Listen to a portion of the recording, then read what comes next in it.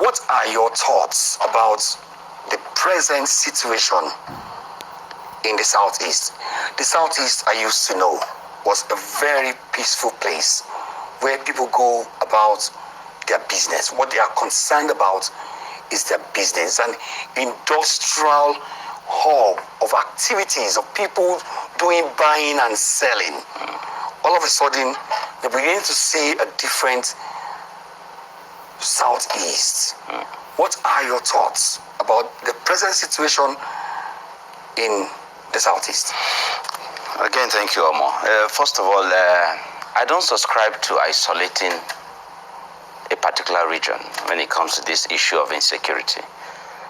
It's a national disaster when Nigeria is faced with serious insecurity situation. In fact, Nigeria is at war with itself, unfortunately. So my focus on Southeast, I may not do justice completely focusing on Southeast. It should be, the problem of insecurity in Nigeria. What are the issues? I know, but narrowing it down to Southeast, first by the opening you gave, they are not Igbo lawmakers. They are Southeast lawmakers. Okay. Just like people go about saying Igbo presidency. It is not Igbo presidency. It is Southeast presidency. I think the media also needs to help in shaping this narrative so that we get it right in Nigeria. Okay. What are our issues? What is the problem with Nigeria? What is the problem with the Southeast? You've rightly put it that the most peaceful part of Nigeria, even with the current developments and all of this, still the most peaceful part. However, there are certain narratives that you just wonder, this is not about the Igbo. This is not about the Southeast. So, is it possible that we have fifth columnists taking advantage of a certain narrative that has been painted? That may be the case. Because if you ask, let's take, for instance, the issue of IPOB you mentioned. How did it come about? Nnamdi Kanu has always been out there since 2012. So, it didn't just happen now. He was ranting on social media, saying all sorts on social media, showing that he was terribly displeased with what was happening in Nigeria. And in fact, there's also a video of the same Nnamdi Kanu when previously he was all about how to get Nigeria working. There's a video like that. If you search for it, you would see it online. It's there. How did he get radicalized to the level of now abandoning the nation that he has shown love to? Because the facts are there, that there were moments when this same Mazin Nnamdi Kanu was all about Nigeria. Let's get Nigeria working. The fact is that there is injustice in the land. There is inequality in the land. And people are being spanked by the day. Well, you won't spank a child and say the child should not cry. So what is happening in the Southeast right now is the disservice that the current leadership has done to a certain part of Nigeria. Because ask yourself, what is the crime of the Southeast? That, we chose, and rightfully, because the president has not shown us that we should have chosen him after all. We chose who we wanted for the good of Nigeria. Because Southeast don't hate people, we hate poverty. So we looked at what the current president had represented all these years. When he was in office, what he represented. All this while that he has been in office, what he represented. There's no government, there's no company anywhere, there's no place where you will say, before the president came to power, all those periods that he was on sabbatical, that he was motivating or inspiring Nigerians to become great. No company developed by him. Only 150 cows. Every year that he comes out for election, he kept telling us that. And so for us, we felt, no, this is not what we want for Nigeria. Because Project Nigeria, the Southeast has shown more commitment than any other zone, if you ask me. And I want to be proven wrong. If you go to every part of this country, you'll see the Southeastern developing, adding value. So we know what Nigeria wants. Nigeria wants an egalitarian society. Nigerians want a society that will give us a platform to express the innate ability that God gave to us, not just the resources in the ground. What makes us tick as a nation is the resources in our head as Nigerians, not the oil. So we did not support the coming of General Muhammadu Buhari in 2015, and no apologies. That became a crime. The Constitution clearly allows that you have a right to choice. We made a choice, and that became a crime. And the president didn't hide it. Even though at the inaugural speech he said it's for everybody and that he belongs to nobody, he failed in giving us what he promised. He failed in even proving us wrong. And then one day, Nnamdi Kanu on social media puts it out there that he was coming into the country and that he was going to be in so-so place and at that so-so time. And he was there at that time and the same location. And the president, his boys went there and picked Nnamdi Kanu up and gave him the larger-than-life image that he now enjoys. So President Muhammadu Buhari created what we now know today as the radicalized Mazi Nnamdi Kanu. And under his watch, the most peaceful part of Nigeria, that is the southeast, is now in chaos because of mismanagement of the interest of the people, not just any group of people, a people that have added value, that are adding value in every facet of the development of Nigeria. The Southeasterner is adding value.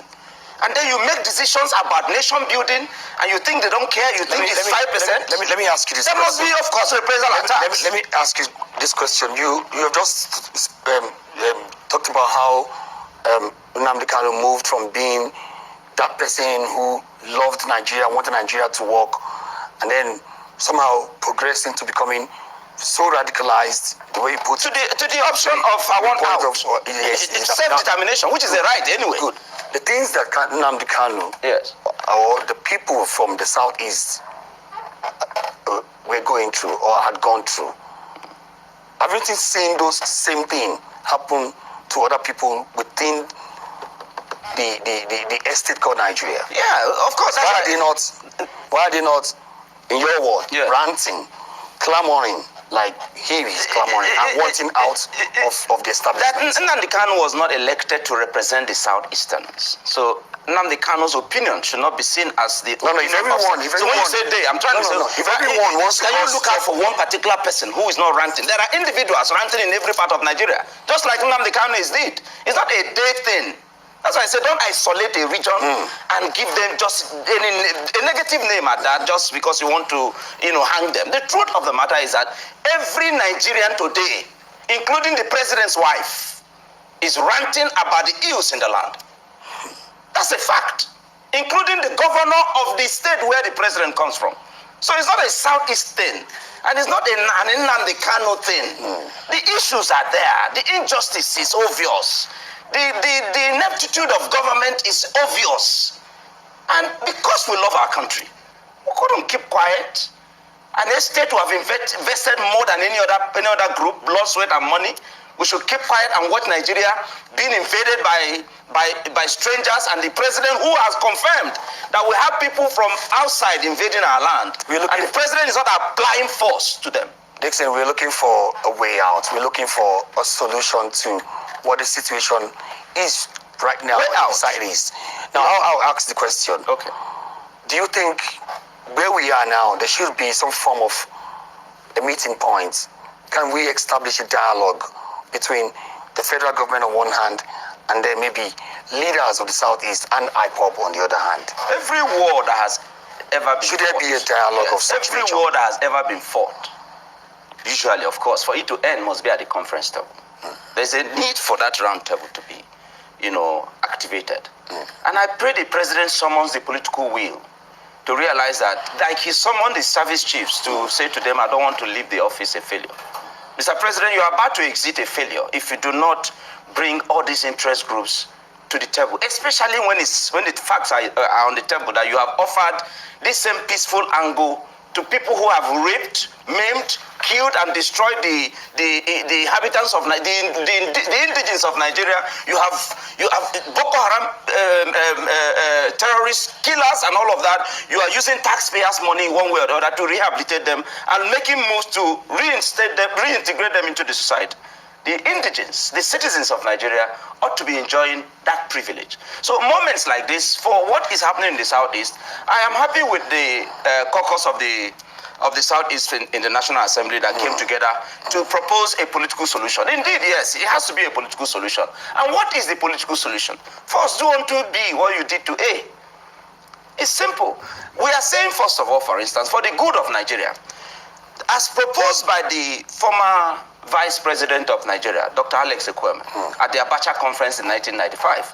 He proposed the six geopolitical zones arrangement, that power should rotate around, and that was germane. Abacha saw it.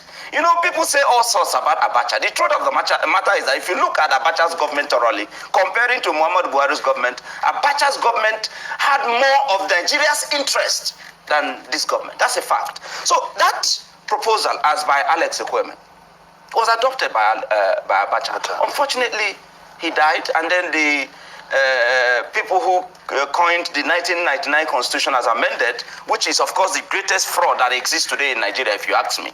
Those who coined it did disservice to that particular thing, which ought to be how to find solution to, because you must give everybody a sense of belonging, a sense of participation, a sense of ownership of their country. So, indeed, it is not just the president's thing. The political parties, particularly the two major political parties, should first of all realize there has to be a Nigeria first before there will be a contest in 2023. And the way to go about it is activate that same gentleman agreement.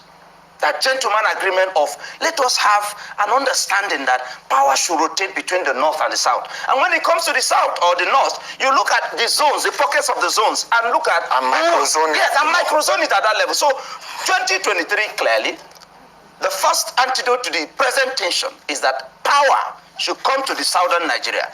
When it comes to this, it comes to the southern Nigeria, the southerners should sit down and put it, the way it should be. That Southeast should produce the next president of the Federal Republic of Nigeria.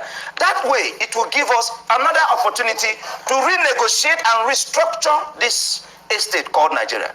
That not done, the truth of the matter is that Nigerians have given up on Nigeria. That's a fact.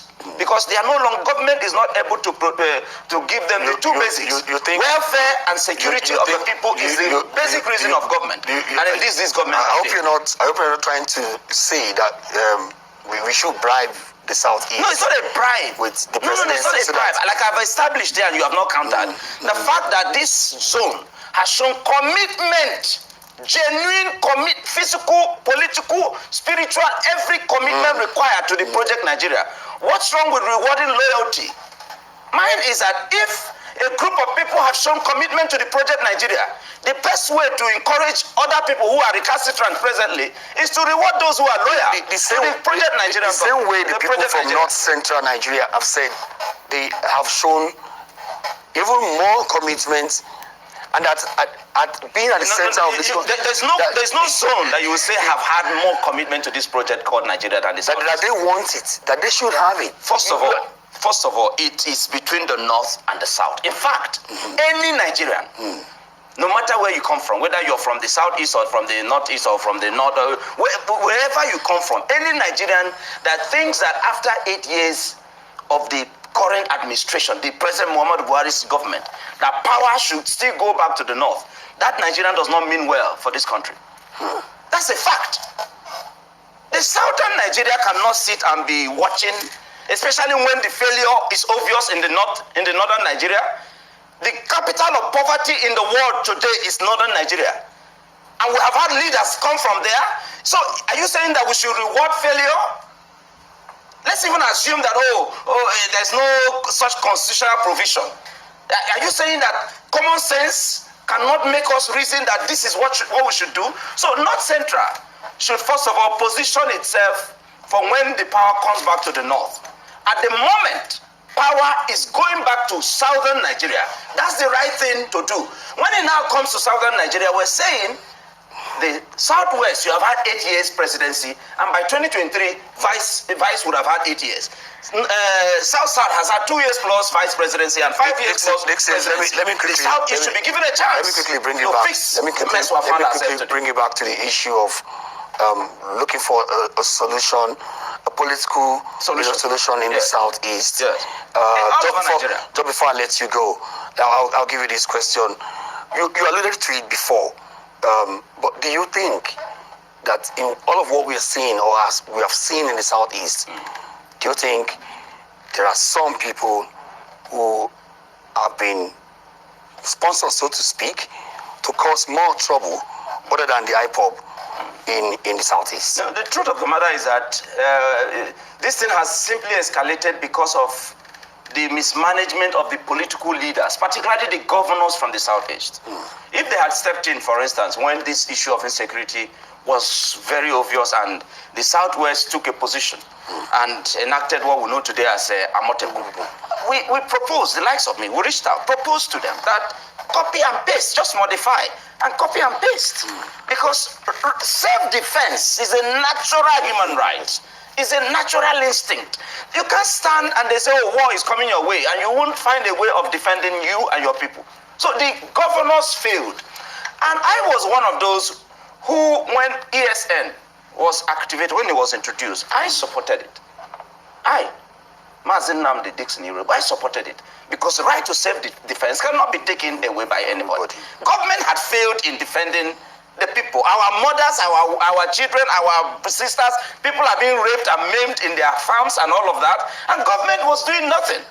In fact, government told us to defend ourselves. The Minister of Defense told the world that Nigerians should defend themselves. So when ESN came up, for me, it was the people devising a way of defending themselves.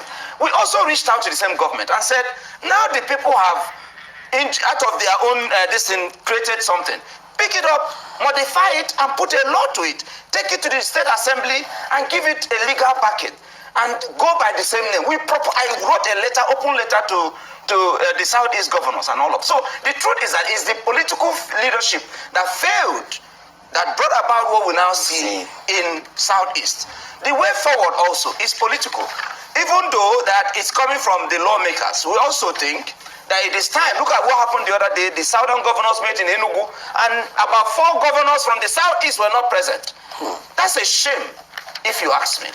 And so at this stage, the Southeastern governors should begin to realize that they cannot take the people for granted anymore. Nnamdi Kanu called off sit at home, but he took a life of his own. Meaning it's not about Nnamdi Kanu. This is beyond him. If the government does the worst now and says, oh, I will have killed Nnamdi Kanu, the agitation for Biafra, in fact, will escalate. Thank you so very much, Listen, for joining us on the program. But I'm afraid this is where we have to draw the